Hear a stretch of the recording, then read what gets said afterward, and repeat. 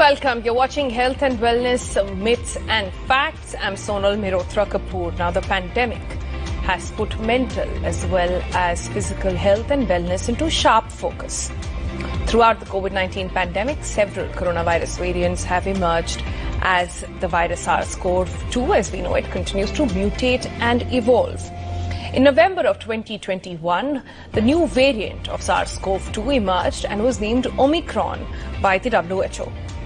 Even if we have a virus that causes less severe disease as we know it so far, this virus can affect the vulnerable and the unvaccinated population.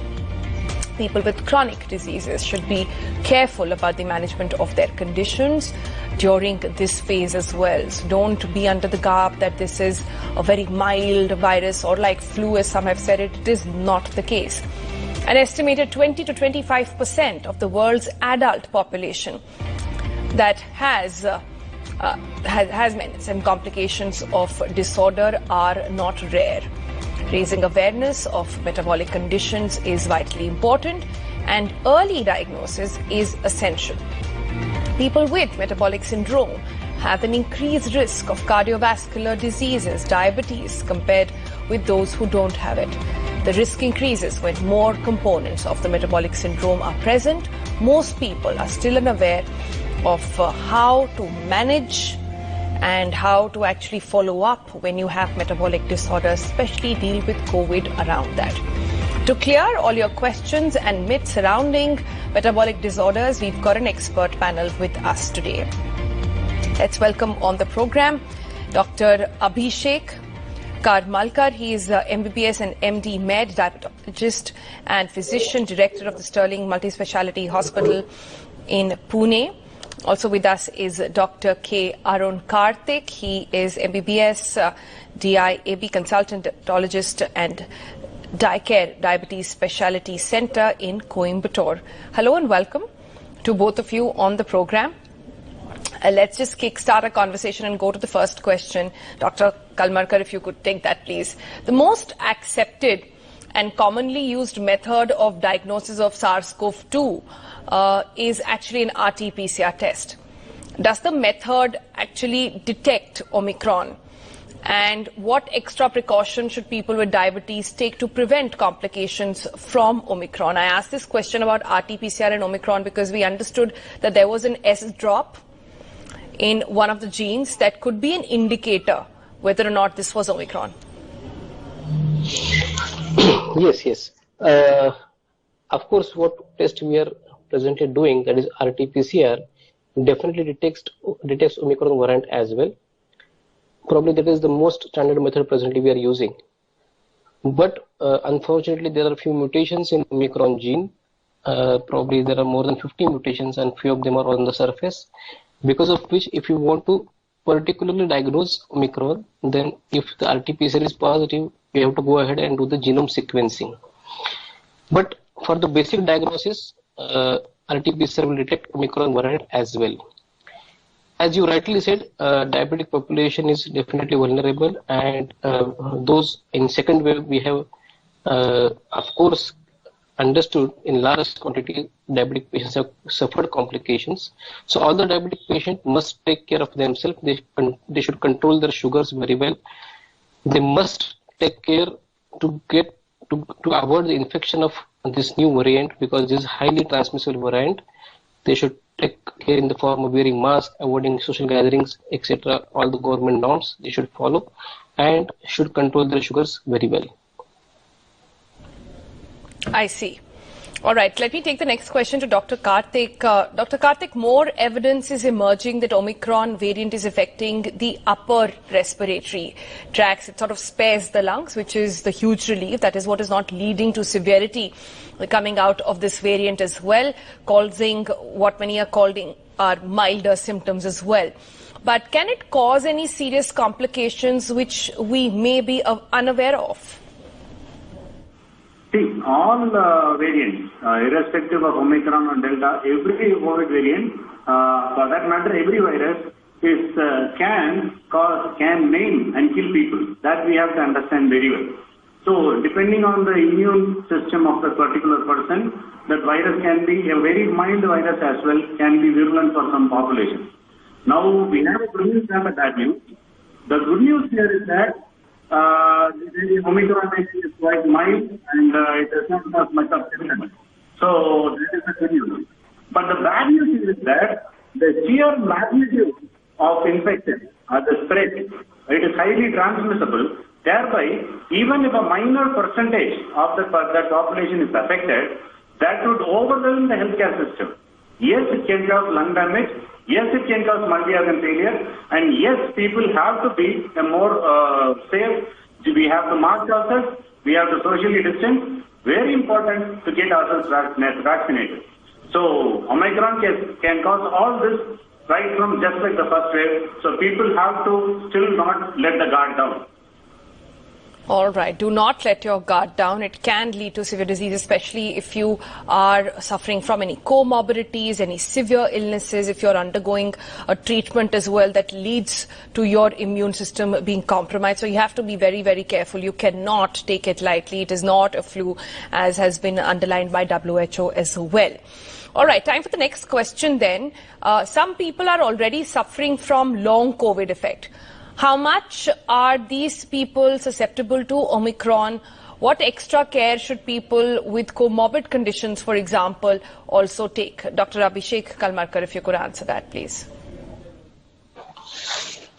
Yes, in last week we have a lot of patients with long COVID illnesses and complications. But unfortunately, because of the new mutations, still these patients are again susceptible for the this new Omicron variant. So even if they have had the infection in the past, they can again get infected in this wave as well. So they should take extra precautions because their lung reserves are already low and they should try to avoid the infections. And if few of them have not vaccinated, should get vaccinated as soon as possible. Second question is about, you said the comorbidities. There are few comorbidities apart from diabetes like hypertension, heart diseases, patients who have bronchial asthma, COPDs, or patients on immunosuppression. They probably may get a severe illness as a diabetic patient can get. So all these patients, again, as Sir has said, must take extra precaution to avoid the infection in the form of wearing mask, taking precautions to when going in the social gatherings, etc., avoid the social places. And of course, any of them get infected or get symptoms, don't be afraid of getting tested. You know, if you get tested in time, start the treatment in time, there are better chances that you can be well and get cured faster. So timely treatment and early detection along with prevention of infection is important. Right. It's interesting you said that you get tested when the ICMR guideline actually says that you don't need to get tested till the time you're not showing any symptoms as well. But you're saying at least people, those who have comorbidities, don't risk it. Go get yourself tested and to start the treatment and watching out for your symptoms early, which is good to know. Dr. Karthik, if I could come to you next. With poor lifestyle choices, there is a huge increase in the prevalence of metabolic disorders. If you could describe for our viewers what are metabolic disorders and also if diabetes is a metabolic disorder. See, very simply, metabolic disorders are those diseases which we get when there is a disruption in our metabolism or in a way that we assimilate our food. Supposing there is a problem with the way which we assimilate our food and nutrition, then we call it a metabolic disorder. And of course, the most common metabolic disorder is diabetes. Beyond that, we have hypertension, that is blood pressure, high cholesterol levels, and high thyroid levels or low thyroid levels. See, all these things can form a cluster with what we call as a metabolic syndrome. So these syndromes have predominantly two reasons to be caused. Number one is our genetics, and number two is our environmental factors. That is our lifestyle, as you rightly said. Genetics, of course, there is nothing much we can do about it.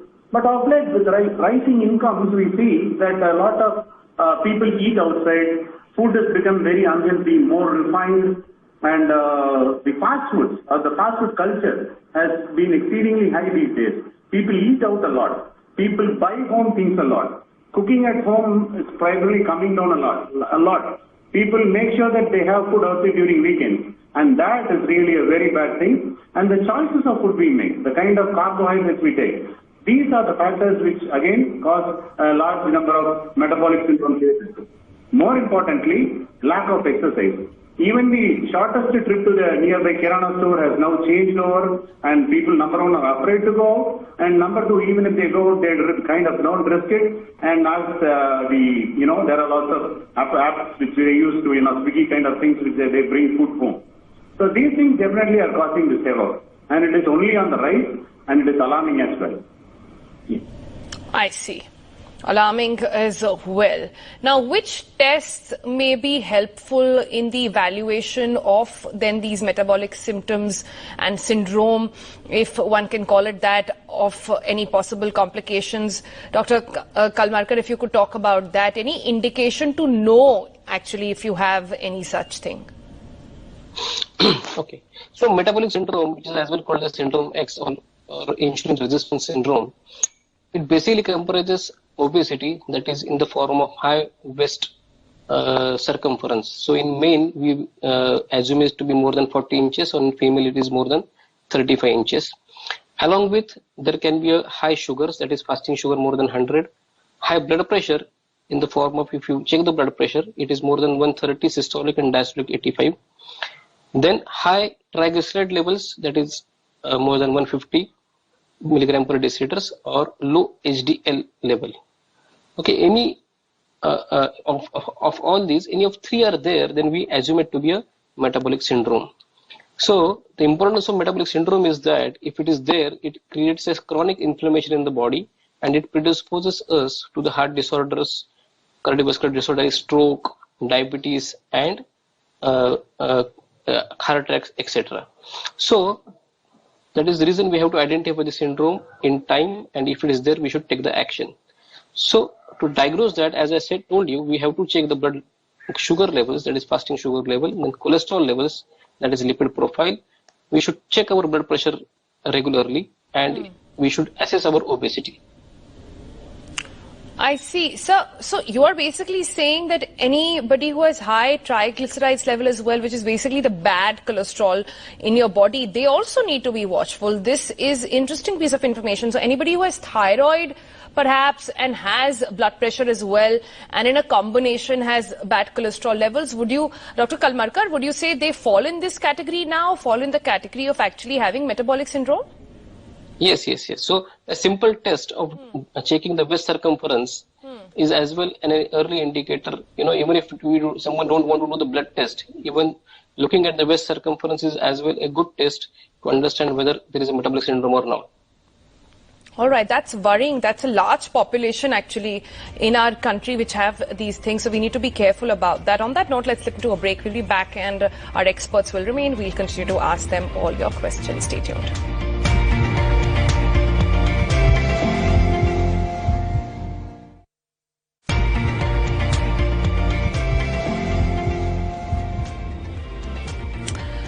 Welcome back. You're watching Health and Wellness Myths and Facts. I'm Sorul Mehrotra Kapoor, and we are in conversation with our experts.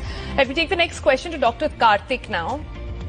And Dr. Karthik, it is said that most of the metabolic syndrome conditions don't have any symptoms. If this is so, how does one even recognize it earlier? I understand that we can do tests, but why would you be prompted to do a test? Very good question. The question is not entirely correct. The people with metabolic syndrome do have symptoms, but they present quite late. They don't present early. That is the problem. Now, there are certain signs by which we can identify at the early stages itself. See, for example, generally metabolic syndrome is common in people who are a little overweight and obese. All we need to do is check our BMI, which is an easy index to check. You just have to check your height, your weight, and then you can calculate your BMI. It's all available in Google. A BMI of more than 25, 27 is considered to be overweight. And these people are candidates for metabolic syndrome. That's number one. Number two, apart from obesity, you have a waist circumference which you can measure, which is beyond 90 centimeters, again called a metabolic syndrome. are obese, those are the people who can be identified as susceptible people for metabolic syndrome. Number 3, certain signs like, people with metabolic syndrome or insulin resistance have dark patch around their neck. And that is one sign, there is a dark area in neck, and the fat deposition is more on the shoulders, where you have fat deposition on the shoulders like a buffalo hump. So these are certain signs which can be easily identified with in children. With parents who if you notice them carefully, you can identify them. So predominantly obesity and dark patch on the shoulders, these are all the signs. And beyond that, it is difficult to identify, yes. So that is why we have a kind of age criteria, something like age of 30, where your metabolism stops. It is imperative that you do some blood tests even before there are symptoms. See, identifying diabetes or pre-diabetes much before occurrence of diabetes is easier to treat and to prevent adding medicines rather than identifying subsequently and then taking medicines and trying to reverse it. So the best thing to do would be, after a certain age, let us say about 30, at least every year once, people must do their basic blood work. It is very simple. I generally suggest what to do my patients to do, or their family members to check their blood, complete blood workup to be done on their birthday. It is easy to remember. They do it on every birthday, and they check their blood sugar, cholesterol, blood pressure. A visit to a doctor's office once a year at least for normal people is imperative these days to prevent or to delay metabolic syndrome. It is much better than getting the disease and then taking treatment for that. So, I see. So good telltale signs that one must be knowledgeable about. One must keep this in mind. That's why we're doing this program, so people get this information out and then take actions accordingly. All right, moving on now. Dr. Kalmarkar, if you could take the next question. What is the preferred treatment for metabolic syndrome, and what is the role of surgery in treatment of metabolic syndrome? So the role of treatment in the metabolic syndrome is basically to reduce the cardiovascular risk in the future. So it is aimed at basically 4 things. First thing is reduction in the weight, reduction in triglyceride levels and cholesterol levels, reduction in the sugar, and reduction in the blood pressure. So there are 2 ways we can do it. First is lifestyle modification, which is in the form of weight reduction, for which we have to do the good exercise, good physical activity in the form of 40-45 minutes of brisk walk, cycling, etc. Along with, there should be a good diet habits, that is what we call as a heart healthy diet, which comprises of low carbohydrate, low fat diet and high fiber diet with high protein diet, right? So a good diet, exercise along with weight reduction, and of course in lifestyle modification equally important is stress management. You should manage your stress level, take adequate sleep is equally important. If with all this the syndrome doesn't get controlled and someone becomes diabetic, etc., so there are medicines for that, wherein there are cholesterol lowering agents, so like statins, etc., fenofibrates, which reduce the cholesterol. Then sugar, for sugar we can take the medicine in the oral form or insulin, etc. And of course you should meet your doctor very regularly to keep a record of your metabolic syndrome, sugars, blood pressure, etc. Beyond that, one thing which I would like to add is that, as Sir rightly said, after becoming diabetic, after becoming obese, people get, they get alarmed of it. But parents should look at their children and, make their food habits, lifestyle healthy from the beginning. And that will probably, make the future of our kids more brighter. Of course, surgery has a role. There are a few very fantastic bariatric surgeries which are available for morbid obese patients, and surgery has its own advantages because few patients with BMI is more than 30, they may not reduce the weight in that quantity suddenly. So for them, bariatric surgery is a good option. I see. Thanks for that, Doc. Dr. Karthik, if let's come to you actually for the next question. How might a person's family history affect the risk of getting metabolic syndrome and having cardiovascular problems? Is it possible to prevent these complications despite having it run in your family? See, family history is the most important factor when genetics are concerned. Like I said earlier that genetics forms an important factor. Family history is the most important. For example, a person with a person with no family history of diabetes will always have a 25% chance of getting diabetes. A person with a mother or a father having diabetes may have a 50% chance. With both parents diabetic or diabetic, there is almost a 100% chance that people or the particular person can get diabetes. Now, family history is definitely one of the most important genetic factors which is capable for causing metabolic syndrome, diabetes, hypertension, and heart disease. Now, there isn't much we can do about this family history stuff, but we can see, despite our best efforts, despite our lifestyle, despite our good exercise and diet, that is possible that we still can acquire this disease.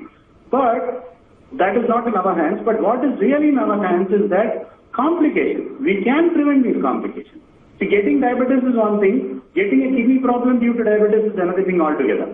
Now, getting diabetes is not in your hands. But what is in your hands is that with the right control of sugar, with the right control of blood pressure, with the right control of cholesterol, we can prevent a heart problem, a kidney problem, or an organ failure for that matter, and live a healthy and a happy life despite a family history. So 100% yes, we can prevent complications. It is in our hands only. I see. All right, let's get some more questions now. What is a BMI, a body mass index, and waist circumference? What and why is it important to keep a check on both? What number actually increases the risk of diabetes then, Dr. Kalmarkar?